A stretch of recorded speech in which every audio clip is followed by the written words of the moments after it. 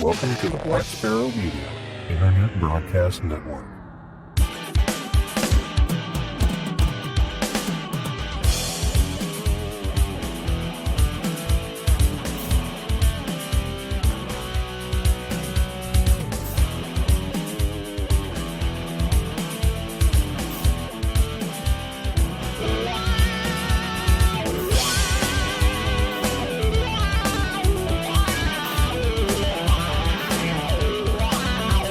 You are listening to Linux in the Ham Shack.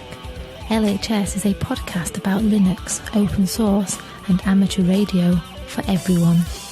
Now here are your hosts, Russ, K52UX, Cheryl, W5MOO, and Bill, NE4RD. Well, hello everybody and welcome. You have tuned in to episode number 462 of Linux in the Ham Shack, the most terrific amateur radio podcast on the internet. We want to thank you for tuning in this time around. This is our deep dive episode, and we're going to be doing kind of a meta deep dive because we're going to be talking a little bit about the future of Linux in the Ham Shack, both in the near term and the far term. And we're going to talk a little bit about Hamfests, because there's a big Hamfest coming up, and it hasn't happened since 2019, so we're glad that it's coming back around. And so we're going to touch on Hamvention and a few other things and talk about the direction of our show going forward. But before we do that, let's go ahead and introduce ourselves. Cheryl is on assignment, as she normally is these days with the deep dives, but I'm Russ, K5TUX. And I'm Bill, NE4RD. All right, so here we are. And we decided we were going to start by talking about Hamfests. And we sort of thought that we were going to talk about Hamvention and then decided that maybe we should just talk in general about Hamfest, because it is entirely possible that people who listen to this show have not ever been to a Hamfest. And we know there are folks who listen to this show who have not been to Hamvention. We hear all the time about people who say, oh, I'm planning on going to Hamvention, and then they don't. Yes. Of course, in the early days of this show, we didn't go to Hamvention either, but then we went and we got hooked, and we have been doing it ever since, as long as there has actually been one. What do you, I literally have nothing in my head about Hamfest. I mean, I could describe a Hamfest. I mean, we've certainly been to many of them. I personally don't go to a lot of the smaller ones, but, you know, I've been to the couple of local ones we have here. I've been to Greene County in Oklahoma, and of course I've been to Hamvention, and generally speaking they all follow a formula where you have vendors, a tailgate of some kind, technical demonstrations, talks, prizes. Everybody likes the prizes. And let's see, what else happens at a Hamfest? Well, there's a lot of mingling and networking, of course, among the amateurs in the world. But what do you want to say about the general aura of a Hamfest? So, like a Hamfest is basically a flea market / tech conference / garage sale. Yes, you cannot forget that. One place. Yes, it happens in one place, and the bigger they are, the more commercial vendors end up showing up. The big one that we're talking about is mainly Hamvention, because that's the one that we try to go to, like we say. And the smaller ones are cool too. They happen all the time on the ARRL. There's a Hamfest calendar that lists many Hamfests, not all of them. It's not totally inclusive, but it is a good source of information for finding a Hamfest near you if you're not willing to travel across the country or wherever it is to the big ones like Hamcation, Hamvention. Hamcation, of course, is down in Orlando. Pacificon is over in Northern California, somewhere San Ramon. Does that sound right? San Ramon, California. Sure. There's a CPAC, which is over in Seattle, I think, somewhere over there. Don't forget Huntsville. We don't want to leave Huntsville out. Huntsville Hamfest down in Alabama. That's a huge one. Well, I mean, it's not huge, but it's big. It's a big Hamfest. And yeah, I've been to many different Hamfests over the years, including ones down in Florida, like, Pembroke Pines used to have a big Hamfest over there. Fort Myers has a Hamfest, and Tampa has a Hamfest. Yeah, so like Hamfests are all over the place. But it's a cool place to kind of go check out. Sometimes new gear, but generally a lot of used gear, especially if you're trying to get into having a ham radio transceiver on a budget. You don't want to buy a brand new one. It's a good opportunity to see, touch, and feel a lot of used transceivers, and also other stuff like fittings and wire and antennas and all the other junk that we need. And a lot of times you get other stuff like crafts and stuff that happen to show up because it's like a flea market. People are going to show up with other stuff at these events. So you do end up with the random hodgepodge of stuff that's there. But I think that's basically all I can think of when it comes to Hamfests. I mean, some are tailgates only, which are kind of cool, where you sell stuff out of your tailgate. Basically you take over a parking lot. Hamvention is a combination of both. They have tailgating area where you can register to sell stuff out of the back of your car, or a table out of the back of your car. out in the track, the soccer field, and the areas surrounding the buildings there at the Greene County Fairgrounds. Yeah, Greene County Fairgrounds in Xenia, Ohio. And then the Hamfest portion has a mixture of indoor spaces that are both in the permanent structures, and I believe they're bringing the tents back as well for the additional, I think that's buildings 4 and 6, possibly, on their numbering scheme. That's why there are different prices for those buildings, I believe. And you also can have tracks, conference kind of tracks, like you would at a normal conference. You'll have, mixed throughout the day. You'll have like an MCOM track where they'll talk about emergency communications. Sometimes podcast will have a forum. I know the Ham Nation guys used to do a forum at Hamvention every year, which was pretty widely attended. I'm not sure how that's going to change coming forward, because this will probably be the first Hamvention that it's over there with Josh. So yeah, who knows what's going to happen there. But I think everybody's kind of looking forward to Hamvention and what that's going to be like. Especially, I haven't seen, if you go to the Hamvention website, the hamvention.org website, you can see the inside vendors.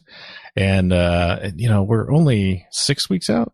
Is that right? A little over 6 weeks. Yep. A little over 6 weeks out. And, the vendors list is not full yet. normally by the end of this month, April, the vendor list should be pretty much set, for the big ones. And the nice part about the bigger ones, you're going to see, generally your big communications like, Kenwood, Elecraft, Yaesu, ICOM America, all the big names in ham radio will be there, and we'll have a presence of some sort. The big vendors like MFJ, Gigaparts, HRO, Ham Radio Outlet, everybody's going to be there, and we're going to be there, and we're going to be in what building? Is that building 5 that we're in? Building 5, yes. Building 5, booth 504, I believe. We're right next to our favorite friends. It's 5004, 5004. 5004? Yeah, okay. They went to 4-digit numbering scheme a couple of years ago, and yes, we will be next to the folks over at that software package that we try and get people not to use. So that's always fun. Yeah, but last time we were down the street from or down the hall from the Great Scott Gadgets that does the little Hack RF device. And they had the Hack RF device there and stuff like that. So yeah, there's a lot of cool other things, and you'll see a lot of Linux actually there, especially for the SDR guys. I saw quite a bit. So yeah, be on the lookout for that stuff. But yeah, I'm kind of excited for Dayton to come around again. Well, I'm definitely excited for Dayton to come around again, and it'll be really nice to get back out there and see all the people again and just kind of be part of it, because if nothing else, it's just a lot of fun. I would love to be able to spend some time and like see some of the talks. And I've been to Hamvention, I think it's 10 times now, and I've not seen a single talk in 10 years. But that's the reason for that is actually great. It's because we're tied up at the booth talking with all the people who come by and talk to us. And so there's literally very little intermediate time to go out and do something. I mean, yes, I suppose we could plan to go see a talk or something and, you know, shut the booth down or something, or, you know, Rook Frank into watching it again for an hour or something. Whatever it takes. But I actually really enjoy talking to everyone who comes by, and I think I would rather do that than anything else. So yeah, it's very good. It's very good. And I'm trying to staff up the other booth I have there, the K2BSA booth. Yes, I mentioned scouting again. Yes. Still trying to get volunteers for that. That's a completely club brand booth to, you know, of course, talk about radio scouting, and we're already secured into building 2 and we're right across the way from the ARRL, and talk about a busy little corner. I'm hoping this year that Sunday, you know, doesn't look like extreme packing day. I think Dara has made some noises about that, trying to get people to not consider Sunday a throwaway day. I think I don't know what they're planning on doing as far as dealing with vendors and exhibitors who always pack up early, and we're no different. So I can't say that, you know, we're not guilty. I mean, we hang out. We hang out about noon, and, you know, we sort of start packing the booth up, but we have such a small setup now, right, that it won't take us that long anyway, no matter what time we decide to pack up. No, I can set up the booth myself in 30 minutes now. So yeah. So we should be able to take it all the way to 1:00 on Sunday. And of course, at the very end is when they do the drawings anyway. So if you want to stick around and find out if you want anything like those big radios, because Hamvention is the largest one in the country. I can't remember if it's still the largest one in the world, but I think it might be. Of course, all the big vendors, the Icom, the Yaesu, and so on, they bring out their trying to blank, the other one, the SDR one. The SDR one, Flex Radio. Flex Radio, thank you. I don't know why I was drawing a blank on it's that. The only company we associate with SDR, but, you know, we know everybody else is doing SDR too. Well, we're right. I mean, but they're the ones who sort of revolutionized, I guess, the commercial SDR product. Yes. And they bring out the big guns, you know, like the Flex 6000s or whatever, and give some of those away. So you have a chance to come into a radio you would never buy because, you know, you don't want to mortgage or whatever. Yeah, exactly. But I never win any of that stuff, so that's why we never put all the won at Hamvention, but I have won one. Well, I have won before. Yeah, so, see, I've never really won anything. Yeah, my HF radio at home, my FT450D, I won. So it is possible. Well, yes, of course it's possible. Somebody wins. It's just never me. Yeah, but yeah, we always have a great time. We love seeing the people, whether they're listeners of ours or not, and spreading the word about open source and all that. So Hamvention is always a lot of fun. And we may or may not have drinks at the booth. In our hands at the time you come to the booth. Because what's a day without a little libation, right? Yeah, that's right. But yeah. Hamfests are really great. You get to wander around. You get to see a lot of stuff you would never see, a lot of electronic equipment that you may not even know what it is. Hamvention, of course, is best of all for that because people come from everywhere and bring everything. Yeah, generally it's the Hamfest that they try to do any releases for the U.S. market. So, like, new products will show up at Hamvention. Generally, first, you know, they kind of have, like, the first right of refusal for those kind of announcements. For the ones that don't specifically get announced over in the Japan, was that Tokyo HamCon or Tokyo Fair? Ham Fair? What am I thinking? It's the one that happens in Japan. I don't know what the name of it is. It's like the Jera or whatever runs it. Yeah, the Jarl or whatever. But yeah, so like, yeah, if it doesn't get announced over there, it'll get announced at Hamvention. So you'll see a lot of the new products unveiled, and it's really, really cool to kind of get an eye on some of that new equipment that you've only seen in pictures in magazines, possibly, or on prototypes. A lot of times, stuff will even be prototyped and shown there that is set up for product releases in the next year. So they might bring some kind of spec gear out and have it there where you can actually look at it, touch it, and feel it. And I know several vendors have done this in the past, kind of having like their, non-vaporware stuff, the stuff that's actually going to be available. And they show it and allow you to kind of see it. And they generally have stuff hooked up so you can actually use the radio. At least receiving wise, I don't know if they allow you to transmit, but too much RF in that building anyway, in the whole area there. But yeah, it's really neat. They just announced at Hamvention the award winners, so they also do that as part of Hamvention. They give out some ham radio awards for innovation and technical achievement and amateur of the year. So those have been announced. There'll be other coordinated dinners and gatherings that kind of coincide with this event as well. Normally Contest University runs a swing at Hamvention, although those have been online for the last few times.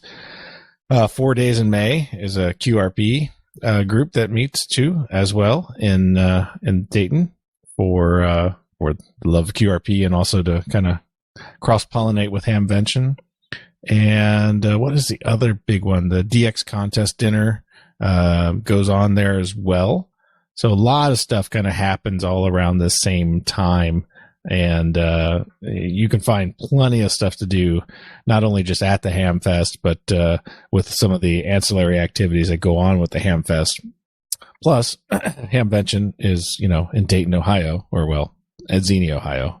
And there's a really awesome airplane museum over there. Yep, absolutely. That's out at Wright-Patterson, right? Yeah, yes. Yep. It's an amazing, amazing museum. So if you haven't been there, that could be the reason to go. And then you sneak over to Hamvention when, the wife and kids are still lost in the airplane museum.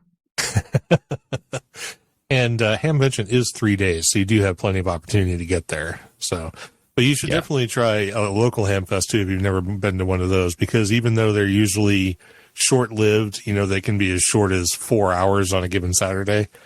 But I mean, just in that amount of time, you can have a lot of fun interacting with other hams and just seeing what kind of used gear is out there. And a lot of those will even have talks presented by local people as well. So, yeah, always good stuff. Absolutely. So as far as our participation in Hamvention, we will be there this year. I'm going to be procuring the booth for sure in the next day or two. I have, in the past, we have put out a fundraiser every year to have our listeners donate to help us get to Hamvention. But this year, we have some, I guess I would call it good news, I guess. We don't have to do that this year because Hamvention has been offline for a couple of years. And because of the donations we received the last time around for when we were supposed to go in 2020 and didn't, between that and our Patreon and PayPal sponsorships and the limited funds we received during the 2020 fundraising campaign, we do not have to have any further funding to get to Hamvention this year. It's all been listener sponsored. So all of the money that you guys have been putting into those sponsorships to help, keep the lights on, as we say, well, that is actually going to take care of Hamvention this year entirely. We would definitely want to thank everybody who does that and who keeps supporting the show. And we are definitely trying to put those funds to good use. And they're actually going to cover like 100% of our expenses this time around. Normally, we have to, sort of supplement the funds ourselves. But thanks to all of you, we don't have to do that this time around. Well, and also thanks to the fact that there hasn't been a Hamvention for a couple of years, that sort of helped pile up the reserves a little bit. It does make it nice, and we hope to, because of that, be able to make the experience of the booth that we put up much better. It did allow us to buy some new equipment to sort of streamline our procedures. We will have merchandise, of course, available. We might even have enough in the back to do some kind of a reasonable giveaway. I don't know what it would be, but we'll find something. It won't be like a Baofeng either. It'll be something decent. So I'm looking forward to that, and I'm really looking forward to attending, Dayton again this year, and to visiting with everybody who comes. It should be really good. We're not doing discs this year, right? No, what I'm hoping, I've got a little bit of time to work on it. I got, roughly 6 weeks. So I think what we're going to try and do is something we talked about, is to find a USB stick replicator. And to allow people to either obtain a USB stick from us. We may or may not have branded ones. If we have branded ones, they'll be at a slight premium to help with the show. But if they're non-branded, we'll just sell them at whatever our cost is, and allow you to pick up a distribution just by, or even bringing your own thumb drive, sticking it in a replicator, and then walking off with our Linux distro. So that's what I'm hoping for. Well, hopefully they get the LTS out the door so I can get that set up. Well, you've got 6 weeks, right? So yeah. So fortunately, getting an ISO is easy because I can even do it in the hotel room. Yeah. What? How do you know that? Well, because we've been there before. Yes. yes, we have done that before. So yeah, that'll be cool. Yeah, especially have like the replicator, because that was still kind of weird last time, because some of those drives that we ran through, were kind of like either didn't read right or was writing slow. And, yeah, I think now that USB 3.0 and stuff is prevalent, and the technology's had the time to work itself out and everything, it should go really well. And the replicator, I think, should allow us to. I'm looking at like a 4-to-1 or a 6-to-1 replicator, so we'll definitely be able to. And I believe they're async. Really somebody cool. walks up and you can just like throw a thumb drive in and get a copy, and you can do up to 4 at a time. As long as I realize that everything on that thumb drive gets wiped. Well, yes, that is important to know. But I think we'll make that clear when people walk up. So don't just stick something important in here. Right. I don't know that we will have any DVDs for like legacy computers or anything like that. I don't know that it's worth our time. So just say no. Yeah. I might bring some just to be able to do a one-off if someone has to have it that way, but it's not going to be something we're going to be generally providing. So yeah, that's kind of a pain in the butt. Yeah, absolutely. And anything even remotely modern can boot from USB anymore. So yeah. So yeah, I think that's the direction we're going to go. Generally the booth, like I said, the booth structure is much more streamlined. We're doing everything sort of digitally. We will have our recording set up, and hopefully we'll be able to do an interview or two or something like that. And I'll have my mobile recording gear. So we may get a chance to walk around, maybe talk with the folks from ICQ or some of the other folks, that are around the show. Maybe go next door and talk to our neighbors. So when's that Linux version coming out of Ham Radio? Sorry. HR Our or viewers something. want to know. Yeah. So anyway, I don't know that we need to dive any more into that. I hope we see everybody, and looking forward to Dayton this year. And what kind of glassware are you going to bring? You got anything new that you're going to have for swag? I know the little basic, keychains and stuff didn't go so well. No, we're gonna have what's left of that stuff. We will have the pens that are also the styli and phone holders. We've got the pocket buddy things that are the tape measure, flashlight, all that stuff. We will have some glasses. There'll be pint glasses and shot glasses. We're getting kind of low on those. We haven't had a chance to run any apparel, so we're not going to have any apparel. We are still looking at having the pocket knife thing, which is actually kind of cool. They're decent quality with the sort of Swiss Army knife thing, fully branded, and they will actually be pretty reasonable too. I think they're going to be like it might even be as cheap as $5 a piece for those. So interesting. Yeah. So we'll see. I mean, we'll have stuff. I think the Swiss Army knife thing, and I probably shouldn't call them that because I'm sure that's trademarked, but you know what I'm talking about, the combination pocket multi-tool pocket knife, right? Yes. So yeah, that's what we're going to have, I think. And we're still working on apparel. I mean, we've had requests for shirts and hats and stuff. I don't know I don't know an efficient way to do short runs of that stuff and make it affordable. So yeah, it's really hard to do that. I mean, it cost me a fortune to get my shirts made, and I don't know if my post-COVID weight will allow me to fit in them this time. But I'll try, even if it's embarrassing, Yeah, fair enough. All right, so that's like the near term for Linux and the Ham Shack, and on the far term, or the ongoing term for Linux and the Ham Shack, we are going to make some programming changes. So just go ahead and talk about those here and tell you what's going on in the future. So the only show, what we're going to do is we're still going to do 3 shows. We're still going to have a deep dive. We're still going to have a short topics episode, and we're going to have a weekender. That will not change. What will change is the schedule.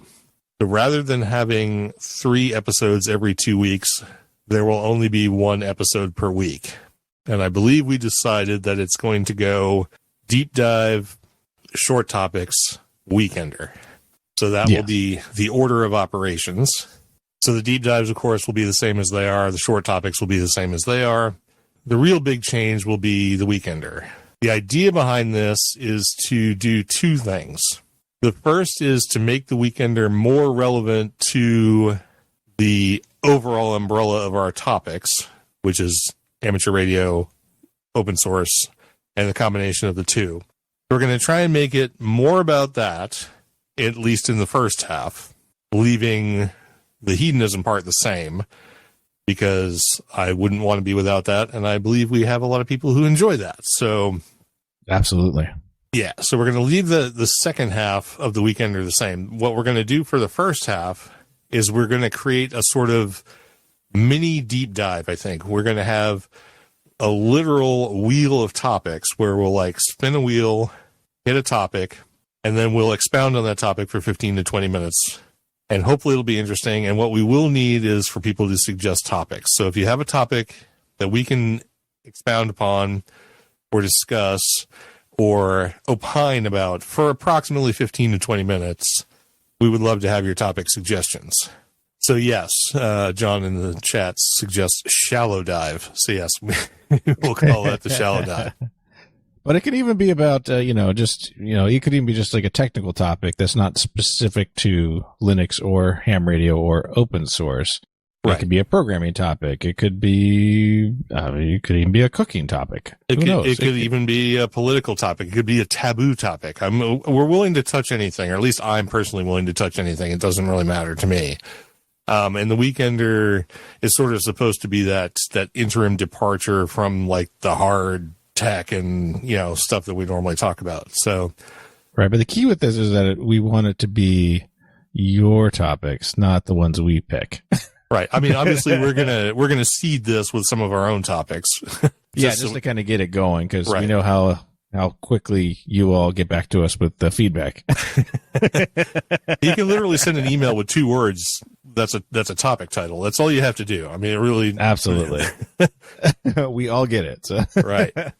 So that's the main idea is we'll have a quote unquote, as John puts it, shallow dive, and then we'll do the hedonism part. And the other thing we're going to be doing is removing 99.9% of anything that is time sensitive, just so the topics that we discuss and everything remain relevant regardless of when you listen to them. Now, if there's something really important that has a time associated with it, we may still put that in, and that's across all of the episodes. But we are definitely going to try and limit anything that is truly date and time sensitive in the content going forward, so that it will be, so that no matter, so whether you pick up episode 103 or 503, it's still something worth listening to. Right. So we will no longer be doing the contest calendar, and we won't be doing special events.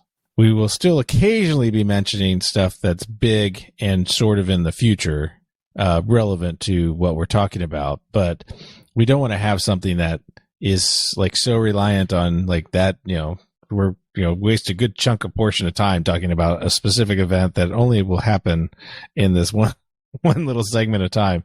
So it becomes highly irrelevant quickly, and there's no value to listening to that segment of the show afterwards because it's in the past. So we wanted to have more content in that particular show that was valuable beyond the scope of that Friday right before the weekend.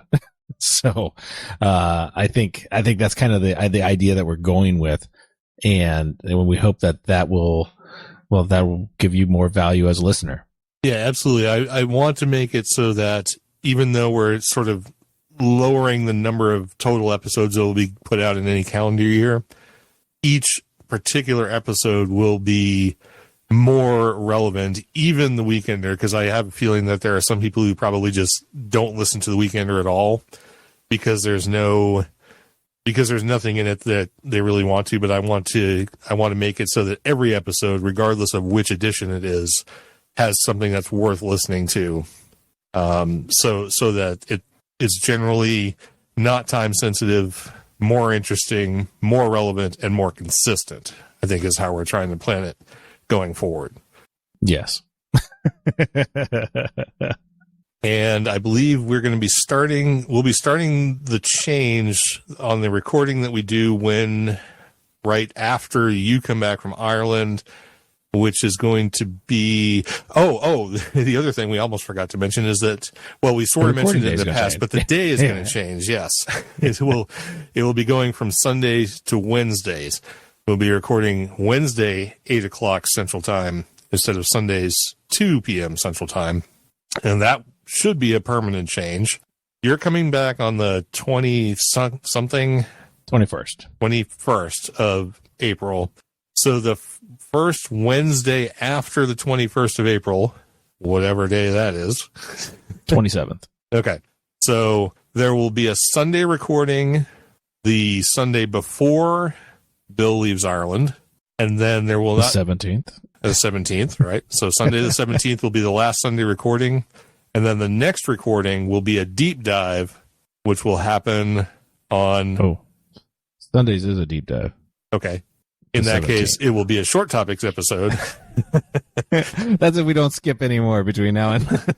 Yeah, well, we're going to try not to do that. But anyway, yeah. Yeah. So the way it looks now, it's going to be a deep dive on the 17th, and then a short topic on the 27th.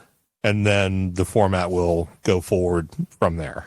Yeah. So, and then we're going to try most likely to have the episodes out by Friday. So that'll be the new landing time for all of them instead of, 2 on Monday and 1 on Friday or something like that. Right.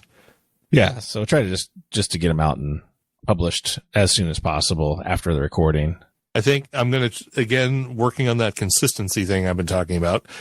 The folks who are supporters of the show, like via Patreon, what's going to happen is the show, this happens across a lot of crowdfunded podcasts.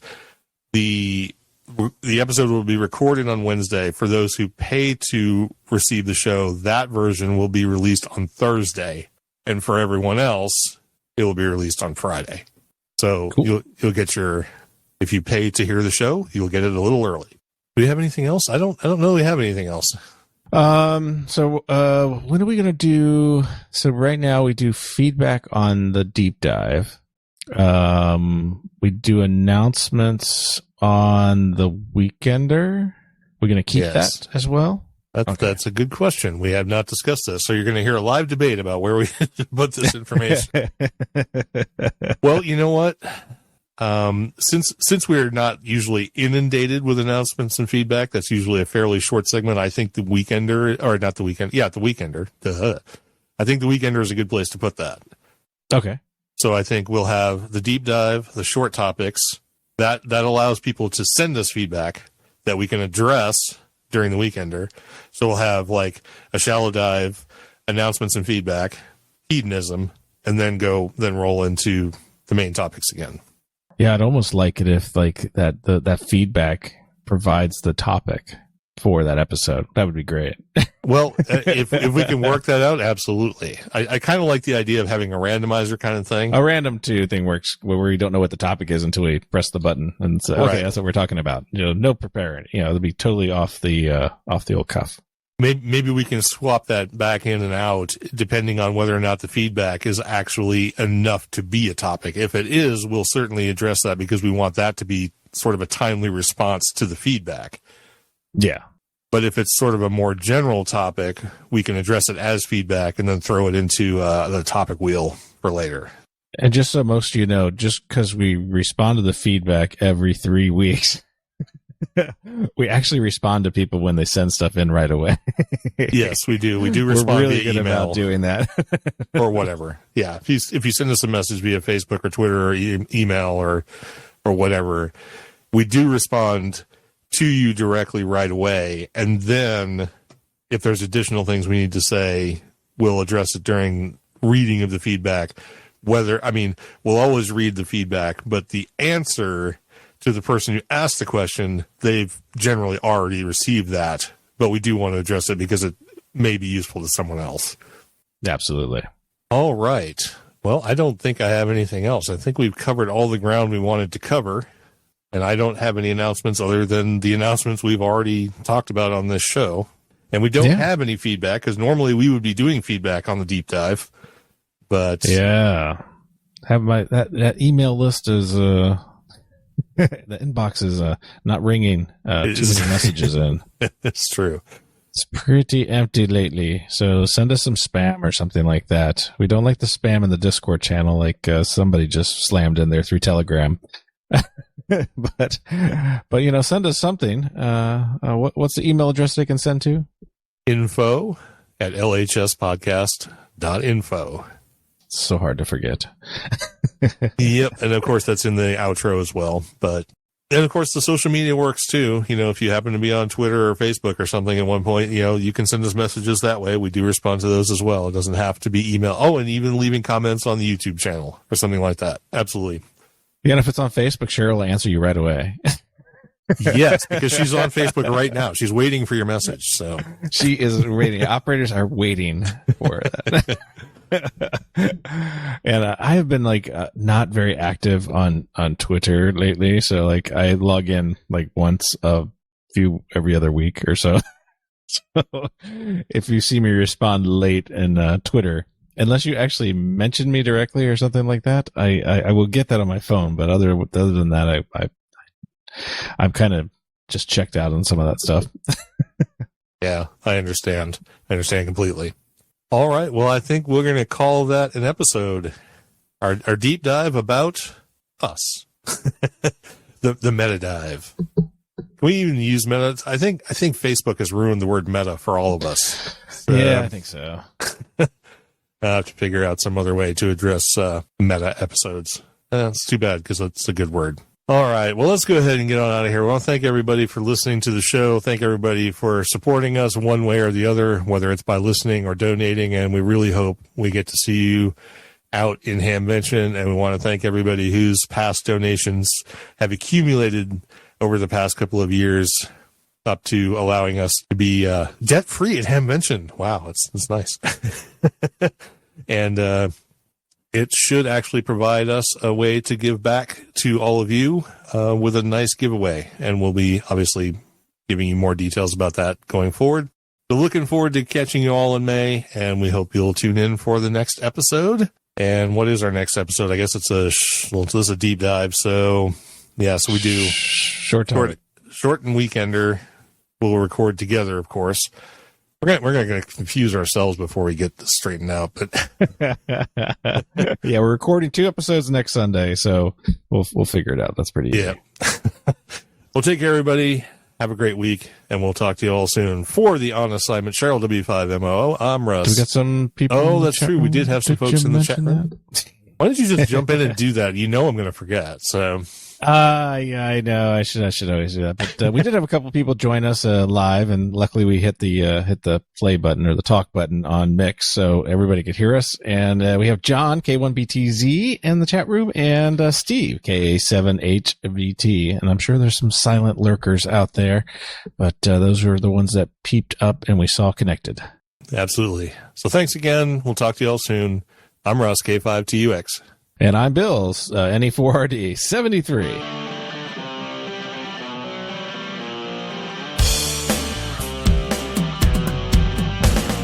Thank you for listening to this episode of Linux in the Ham Shack. LHS is a community-sponsored podcast. Our website is located at lhspodcast.info. You can support the podcast by visiting the LHS Patreon page at patreon.com/LHS podcast, or by using the contribute list on the homepage. We have a presence on Discord, Facebook, IRC, Twitter, and YouTube. You can also drop us an email at info@lhspodcast.info, or leave us a voicemail at 1-909-LHS-SHOW. That's 1-909-547-7469. Visit the online LHS merchandise store at shop.lhspodcast.info for fun and fashionable show-themed merchandise. Until next time, remember to always heed your hedonism.